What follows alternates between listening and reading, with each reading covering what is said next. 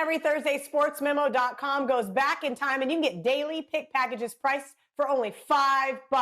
And yes, for those wondering, that includes any 5% best bets normally priced at $30. This is the real Throwback Thursday.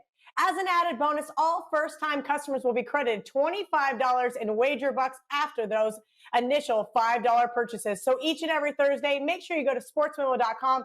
Get your favorite capper's best bet for only $5.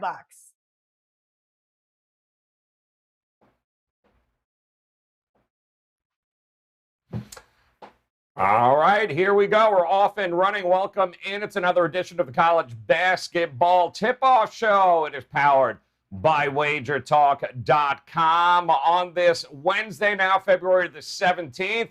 Plenty of action in college hoops. We got 4 games we're going to talk to you about here today, break them down, including Minnesota taking on Indiana, Syracuse taking on Louisville. Louisville now back in action. The Richmond Spiders and VCU, and we'll finish up with Boise State, Utah State, a battle of the Mountain West. Plus, we'll have, of course, some best bets for you. We'll take a look at what our friends at the Gold Sheet also like, and we're going to do it with 3 of the absolute very best here today, guys. Tony Mejia back in action, welcoming Dave Koken back, and the man below me stepping in for Ralph Michaels today is Sports Memo's Matt Josephs. Take a look at the Twitter handles here, guys. These are all folks that you should absolutely be following and tailing at Mejia Dinero, at Dave Koken, at Mid-Major Matt. That's where you get them. And we welcome back in Tony Mejia. And Tony, how was your night last night, my friend? And what do you got going on at Wager Talk today? Well, my night was filled with annoyance, except for some bright spots.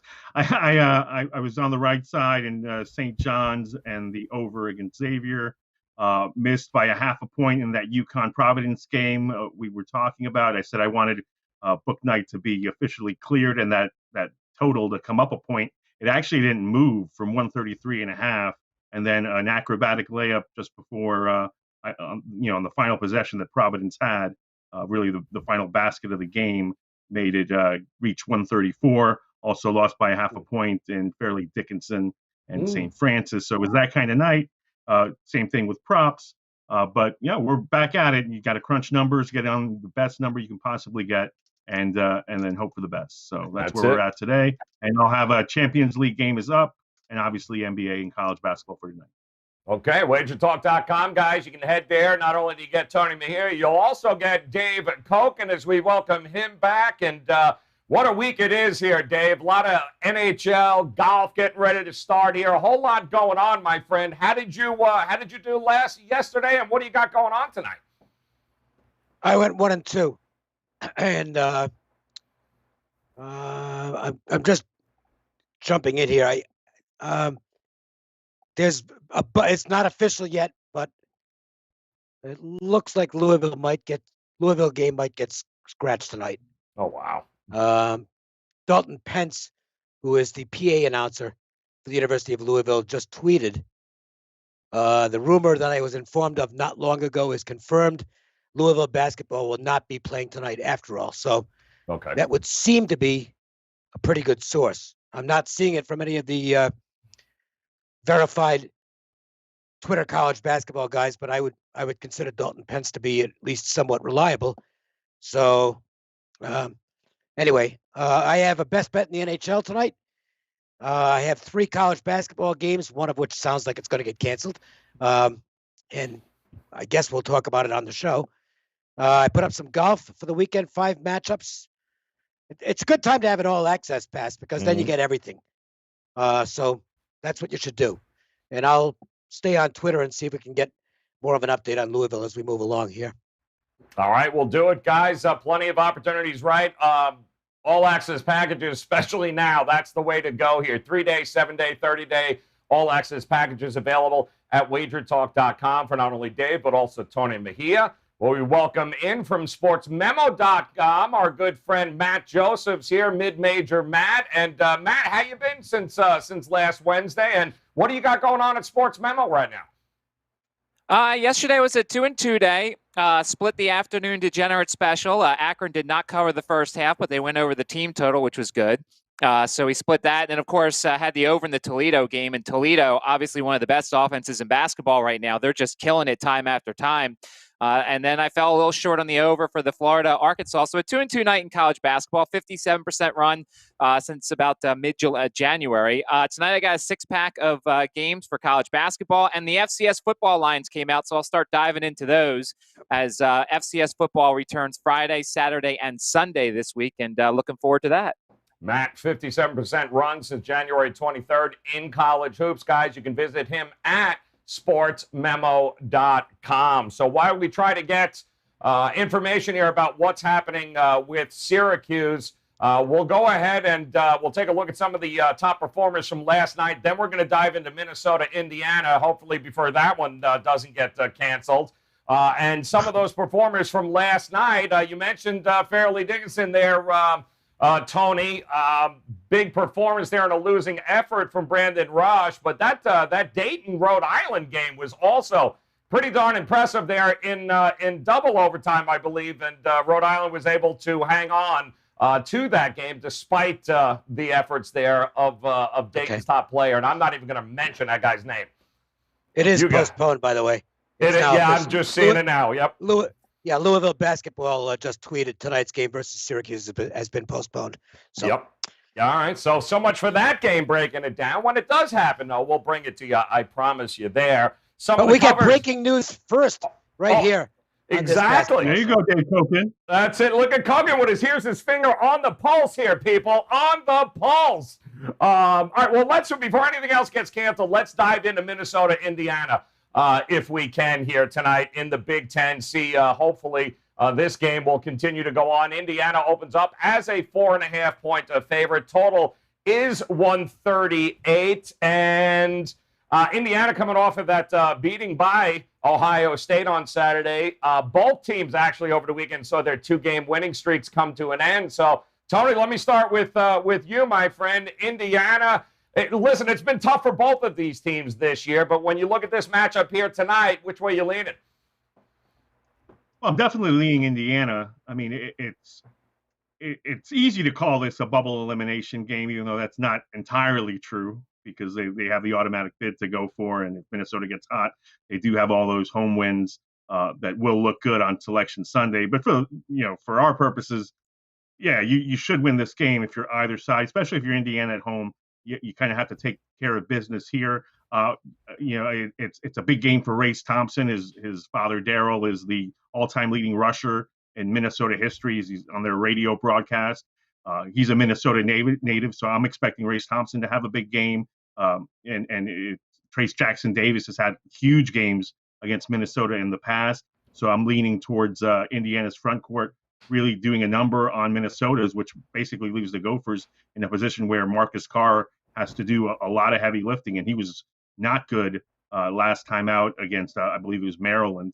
He shot 4 for 15, and I've been a critic of Richard Pitino's offense all season. I really liked what I saw from the Gophers early on in the season. I think they have a lot of talent, but it's just so basic, and it's so reliant on Carr to do the heavy lifting, so reliant on late 3-point shots deep into the shot clock from guys that can't shoot. So I've seen enough of Minnesota. I proceed cautiously. If they were at home. On the road, I'm piling on Indiana. Yeah, Dave, I'm looking at that last graphic there that talked about the home-road dichotomy there. I mean, it speaks volume here with this Minnesota team. Do you trust them? Do they get their first win in this spot here in Indiana? I doubt it. Look, they just can't play on the road. And on top of that, they catch Indiana in probably not the best scheduling spot because the Buckeyes are the Hoosiers are coming home off a pretty lopsided loss to Ohio State. They've been, pretty good off a loss so far this season. They've only lost 2 in a row twice. And curiously, both of those were against Illinois. So, that was against some pretty good competition. I think Minnesota's a pretty good basketball team, but the problem is they don't bring their game on the road. And the thing is that these losses haven't been just, good competitive battles where they came up second best. they've gotten whacked in most of these games, and almost all of them. I mean, the Rutgers game's the only one that they were even competitive. So I think it's in their heads at this point. And with that in mind, I just can't. I didn't bet the game because I thought the number was about what it should be. But as far as opinion goes, it has to be Indiana for me. Yeah, it's certainly tough to look the other way. And how about it, Matt? I mean, it's not exactly like they've played. The number in this game is hovering strong there at 138, 138. And it's not like they've played to the over a lot, So how are you going to approach this game, from a side or from a total perspective? I mean, I'll make it simple. I don't trust either of these two teams. I don't like Indiana the way they play, and I certainly am not taking Minnesota on the road. I mean, you would think that the under comes into play here. Liam Robbins is questionable. He's got the ankle injury. Only played 18 minutes last game. If he doesn't play, or even if he does, I mean, Trace Jackson Davis should have whatever he wants here. So I would, if you do college basketball DFS, I would throw Trace Jackson Davis into your lineups. Heck, as Tony said, I would throw Thompson in there too, and load up and go after Minnesota's faulty defense. But yeah, I can't trust either of these two teams, so it was an easy pass for me. Yeah, they've been held to 71 or fewer in their 4 out of the last 5. Indiana, the total 138. The side, I'm seeing a lot of 6.5s in the marketplace too, guys. So if you like them, sooner rather than later there, as Minnesota looks to get that first road win tonight. Another game we're going to take a look at, and if you're just joining us, guys, against Syracuse, Louisville was a game we're going to talk about. That is canceled as Louisville continues. They haven't played in now going on, 16, 17 days, I believe, here, as they've paused all sorts of activity because of COVID protocols. We'll keep you posted as we get some information. But let's talk about Richmond VCU. Mid-major Matt is here after all. VCU opens up as a 3.5-point favorite. Total is 142.5. And Matt, I'm coming to you, man. This is for somebody that is very intimate with the Richmond program. Tell me what you think about this game and their chances as a dog here. Well, shameless plug on my radio show coming up at 3 o'clock. I'm interviewing Blake Francis, one of the players for Richmond, and I actually taped it yesterday. They talked about the extra prep that they do for these type of games, where they would play with 7 guys and have their offense go up against 7 guys because of the havoc style of defense. When you look at Richmond, they're coming off of a pause, and then they play the Division III game on Sunday, and they got everybody a bunch of minutes. But if you look, guys played 18 to 20 minutes. Well, they're not a deep team. The guys that played a bunch of minutes in that game are not going to tonight. To me, this is a classic live betting situation. I kind of see it like this. I think that Richmond comes out, they look good. Maybe they have an early lead in the first half. Maybe at halftime they're even up. And then, the perfect situation to live bet VCU, and, the Rams with their havoc style, they're going to wear down the Spiders, I feel like. Jacob Gilliard hasn't been his best this season. They've had a little bit of a turnover issue. They had a turnover issue in the first half of the D3 game. And you can't do that against VCU unless they're dead ball turnovers. The Spiders have more talent, but I just question their legs. If you notice the season series and how this thing's gone, each team's kind of won by big margins at home. Well, you're not going to have much of a crowd, if any, at the Siegel Center, about 250 fans, so that's going to throw into this as well. So to me, I'm looking at Richmond early for a lead, maybe to halftime, and then I think they start losing their legs towards the second half, and VCU presents a live betting opportunity in the second half for the Rams. How about it, Dave? We talked about VCU last week on the show. What do you think about Richmond here coming off the sidelines playing in this game tonight? Well, I like what Matt had to say in the game.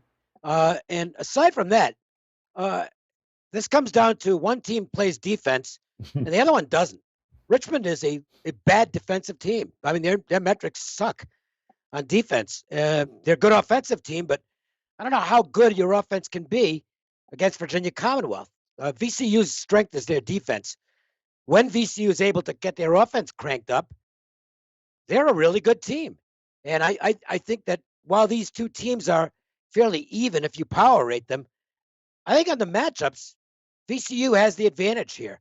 Look, it's a broken record with me. I have a tendency to favor good defensive teams in matchups like this, and I think VCU with the clear edge on that side. Not real comfortable with them as a favorite, but I think the right side is VCU. And if it's close late and VCU is at the foul line, they usually knock them down. They're about a 75% foul team, a free throw shooting team in conference play so far. So my lean has to be to the Rams. Seeing it, Tony. I'm looking at 2.5s here now, so it's come down a little bit. Total is holding strong. How are you going to approach this game tonight? Well, I think it's invaluable information what Matt divulged, like Francis told him about working against 7 bodies. And yeah, coaches do that all the time, especially when facing pressures. But to me, I hate hearing that because I think it throws off your preparation and you get out of sync from a rhythm standpoint. Yes, you're going to be facing an astounding amount of pressure, especially given who they played over the last few months, last few weeks, as they've been really on pause for the most part due to their programs' issues with the pandemic and others as well. They played LaSalle, who they lost to. They played St. Joseph's. They played the St. Mary's team from Maryland, who is in Division III. And now you're working in practice and not really catching your normal rhythm because you're working against 7 bodies, the starting 5. So I think VCU is going to have a great time defensively in this game. I'll probably lean under, and I think they'll ultimately pull away at home. It's an experienced Richmond team. Yes, they're talented. The backcourt's a little smallish for me, but I just think that everything works against them in this particular first matchup between the schools. So give me VCU and lay the points. All right, going to VCU in this one's going to be a good matchup here tonight, guys. And before we get to Utah State, Boise State battle of Mountain West superiority, I do want to let you guys know the opportunity best bets are up right now. Now would be a good time for you guys to hop on a 3-day, 7-day, 30-day all-access package here. WagerTalk.com for both Tony Mia and Dave Koch, and his plays are locked and loaded, ready to go, as is Tony. So all you have to do is get over there, sign yourself up, never miss a play. And at sportsmemo.com, mid-major Matt Joseph's also locked and loaded, ready to rock and roll across all the sports. And there's a lot going on this time of year. So it is a great chance for you guys to hop on to all access packages and guarantee that you never miss a play. All right, let's look at the Mountain West here with these 2 teams. The 2 top teams in the conference here. Boise State opens up as a small favorite at home. Total is 137. And Dave, we've talked about both of these teams throughout the show this season. This is the best this conference has to offer. So which one do you trust more in this spot? Well, I'll disagree with one thing. I think San Diego State's the best team in the conference, even though they're sitting in 4th place right now. But I still think they're the best team in the conference. I still don't know what to make of Utah State and Boise State. I think Boise has shown that they might have gotten a little bit overrated. They're a good team, but are they really an NCAA tournament caliber team? I don't think so. Utah State, of course, has those 2 great wins at home against San Diego State. Those are their 2 best wins by far. But they have had one of the most advantageous schedules I've ever seen. Their road games this year, 2 at Air Force, and 2 at UNLV, and 1 at Fresno. They haven't faced a quality team on the road. Maybe you can say UNLV a little bit, but that's a toss-up. I think UNLV is kind of a middle-of-the-road team, and that's about it. So I still don't know about Utah State. And make no mistake, even without fans in the stands, that's a big home court advantage in Logan, Utah. So I think Utah State's a little bit better basketball team, but this is, to me, a weekend where we find out a little more about the Aggies, and maybe about Boise State as well. I still don't know what to make of Boise. I mean, the 2 games with Colorado State, they were awful one game and terrible and really good the next. The 2 games at Nevada, they lost a close one, and then were just ugly in the second one and lost that. The UNLV games in Boise last weekend, they looked good in one game, and I thought they were really lucky to get through the second one. I don't know. I mean, this is one where I can't even form a decent opinion. It's a coin flip for me. 51-49 Utah State.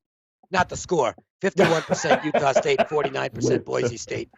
So that's as thin as it gets for me. Obviously, I'm not playing the game.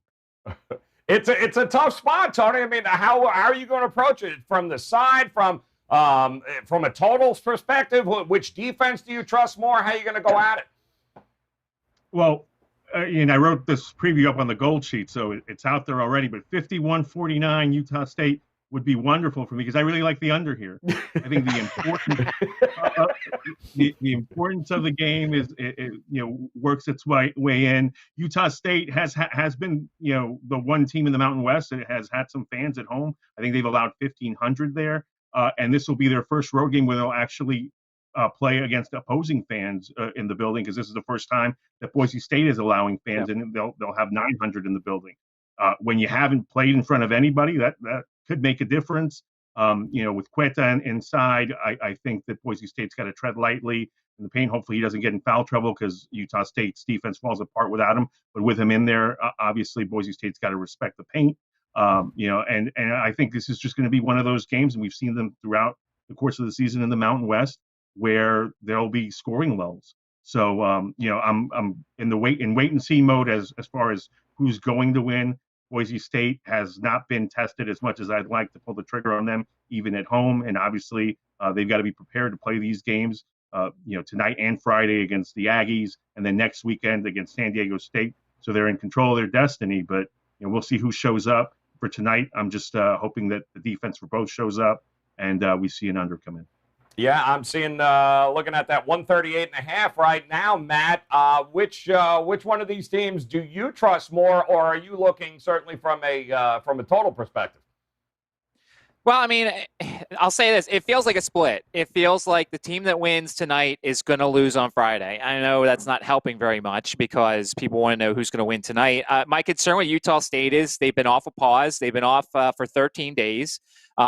As they said, there is some fans in the stands. Boise State players talking about how much they're excited to have 950 fans in that building. It's going to sound like, it's going to still be 950, but it's still going to be a nice little home field advantage. If Utah State wasn't coming off a pause, I'd probably lean to the Aggies here with Boise State getting the game on Friday. But, I'm a little hesitant. It's funny because when you look at Utah State, they go to that South Dakota tournament and they lose their first 2 games and they don't play defense. And you're like, boy, this team's terrible. And then ever since then, now part of it's a product of their schedule and who they played, but ever since then, they've played great defense. And, I lean to Boise State in this game. And I think on Friday, Utah State gets them back. But I wouldn't be surprised either way if it was actually 51-49, like Dave said. Listen, it's going to be an interesting next couple of games. They split last year. These two schools. So we'll see if we're in for a split here over the next couple of days. But that's all right. That gives us an opportunity now. Again, Syracuse, Louisville, a game we were going to talk about, guys. That game is canceled at this particular point. More details, I'm sure, will be coming throughout the day. But we do have a couple of best bets, and we want to take a look at our Gold Sheet play of the day, which is going to go to Central Connecticut. Sacred Heart, another team that's coming off of a bit of a layoff here. Going with the under here, and I'm going to go to our good friend here, Tony Mejia. And Tony, this handwriting, look familiar to my friend? It is not mine. I think this is a Bruce Marshall special. And look, Danielle Marshall's team has played unders, I think, probably going on 10 in a row. They played Merrimack, in a couple of those because I was in on that. But yeah, it's been under, and the fact is that Marshall got there really intending to run, so he's just had a hell of a time trying to get that program going. He wanted to run at all costs, and now, as you can see, he's got unders left and right. So clearly, the other Blue Devils aren't getting much accomplished offensively. All right, under it is for our friends at the Gold Sheet. Let's go to Dave Koken here, Dave. And, of course, we know Syracuse, Louisville canceled at this point, but do you happen to have another game that you circled for us? Yeah, it's one of the games I played tonight. You got Sanford and Furman meeting in the SoCon, and it's not going good for Sanford right now. They've had a couple of opt-outs in the last few weeks. They've got another starter who's, I don't know what his status is for tonight. They're now working with 2 freshmen in the backcourt. So it's just not a real good situation for them. They did play their butts off in a couple of games last week against Mercer, but lost them both and then just got destroyed on the road against VMI. They lost the game by 29. This is a bad matchup for them because they still run very up-tempo. They like to press. I don't think that's going to work against Furman. Sanford cannot shoot the 3 at all. They're right at the very bottom of Division I in 3-point shooting. It's 28%. So with an all freshman backcourt, you got to work to get shots. I just don't think they're going to be there for Samford. They're going to have to be uncharacteristically good from 3-point land to stay in this game. And because of the pace they play, see, I don't normally like laying a lot of points, but if it's going to be a high-paced game, I don't mind so much because I think Furman could score at will in this game and should be able to work the ball inside where they're very proficient. I think this one turns into a romp. So -16, I'm on Furman. Yeah, the market agrees with you. Opened up at 14.5, and now it didn't take very long there. Expect some points in that Furman matchup here tonight, guys. All righty, Tony Mejia, where are we going? Where are we going with your best bet here on the show? Well, we're going to the Pac-12, but just to get people their ACC fix, I'm really curious to see how Duke handles this Wake Forest game. First game, Jalen Johnson. It really presents a situation where they can galvanize and kind of spin Johnson as a scapegoat, which they're already doing. I hate that whole situation for Johnson, the player, because I didn't think he got a fair shake.